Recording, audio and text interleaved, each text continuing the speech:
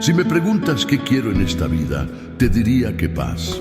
Esa paz que se siente cuando haces las cosas de corazón, cuando miras alrededor y sabes que elegiste bien. No quiero grandezas, solo momentos sinceros con las personas correctas. Lo material viene y va, pero lo que dejamos en los demás, eso queda para siempre.